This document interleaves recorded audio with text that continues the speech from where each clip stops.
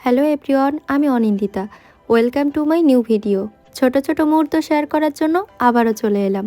পুজোর ছুটি মানেই একটু বাইরে ঘুরে আসার সময়, তাই ভাবলাম এবার শহরের ভিড় থেকে একটু দূরে কোথাও যাওয়া যাক। ব্যাগ গুছিয়ে রওনা দেওয়া সেই মুহূর্তটা সবসময় কিন্তু অন্যরকম লাগে এবং খুব বেশি স্পেশাল হয়।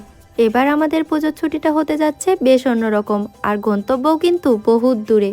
দুপুর ৩টা বাজে আমরা বান্দরবান থেকে রওনা হলাম চিটাগাংয়ের উদ্দেশ্যে। বান্দরবান থেকে সরাসরি গাড়ি না থাকায় আমাদেরকে প্রথমে চিটাগাং যেতে হবে।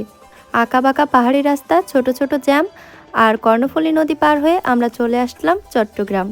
নির্ধারিত সময়ের পূর্বেই যেহেতু আমরা চলে এসেছি, তাই পাশের একটা রেস্টুরেন্টে আমরা চলে গেলাম খাওয়া দাওয়া করতে। রেস্টুরেন্টের নাম ছিল ধাবা, আর এই রেস্টুরেন্টটি দামপাড়া বাস স্টেশনের একদম পাশেই অবস্থিত। এখানে আমরা অর্ডার করেছিলাম মাটন বিরিয়ানি, পোলাও এবং রোস্ট। খাবারগুলো গরম গরম পরিবেশন করা হয়েছিল এবং খুব সুস্বাদুও ছিল। খাওয়া দাওয়া শেষ করে একটু রেস্ট নিয়ে আমরা চলে আসলাম আমাদের কাউন্টারে। এবার পূজার ছুটিতে কোথায় যাচ্ছি সেটাই তো আপনাদের বলা হয়নি। এবার আমাদের ইচ্ছা কলকাতার দুর্গাপূজা দেখার। চট্টগ্রাম থেকে বেনাপোল যাওয়ার উদ্দেশ্যে আমরা সৌদিয়া পরিবহনের টিকিট করেছিলাম, আর টিকিট নিয়েছিলাম আমরা অনলাইনে। পার পারসন আমাদের ১২০০ টাকা করে পড়েছিল টিকিট। বক্সে ব্যাগ রেখে উঠে পড়লাম গাড়িতে। অবশেষে রওনা দেওয়ার সময় হলো। জানালার পাশের সিটটা আমার।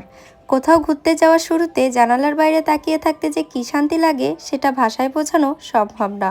ঠিক 6:30 বাজে আমাদের বাস ছেড়ে দিল বেনাপোলের উদ্দেশ্যে। শহরের ভিড় পেরিয়ে বেশ কিছুটা পথ এগিয়ে এসেছি। কিছুক্ষণ পর কুমিল্লাতে দিল ছোট্ট বিরতি। সবাই নেমে কেউ চা খাচ্ছে, কেউ হালকা নাস্তা নিচ্ছে।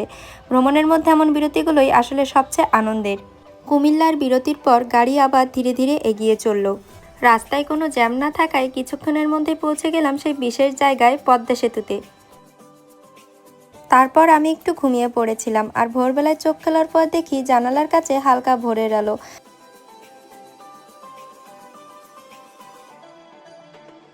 7:15-এর ভিতরেই আমরা বেনাপোল পৌঁছে গিয়েছিলাম। অবশেষে বর্ডারে পৌঁছে গেলাম, আর এখানে এসে প্রথম কাজ হলো বাংলাদেশি টাকাকে ভারতীয় রুপিতে কনভার্ট করা। তারপর বর্ডারের লাইনে দাঁড়ালাম। তেমন ভিড় ছিল না, তবে যতজন মানুষ ছিল লাইন করে সুন্দর করে সবাইকে এন্ট্রি করাচ্ছিল। বাংলাদেশ সাইডে ইমিগ্রেশন কমপ্লিট করতে আমাদের খুব একটা সময় লাগেনি, খুব দ্রুতই কাজটা হয়ে গিয়েছিল। বাংলাদেশ সাইডে ইমিগ্রেশন শেষ করে আমরা এখন চললাম ইন্ডিয়া সাইডে ইমিগ্রেশনের জন্য।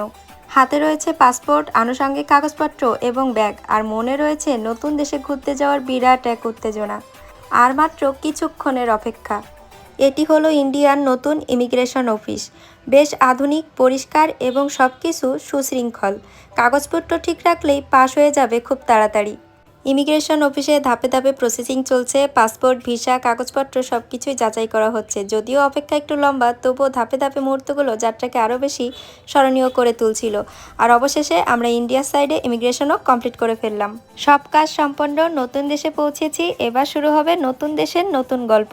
বর্ডারে মামা আমাদেরকে নিতে এসেছিল এবং যাওয়ার পথে পাঁচমিশালি সবজি এবং ছোট ছোট নান খাইয়েছিল। দীর্ঘ 20 ঘন্টার জার্নি শেষে অবশেষে আমরা পৌঁছালাম। এবার রেস্ট নেবার পালা, বাকি গল্প পরে আবার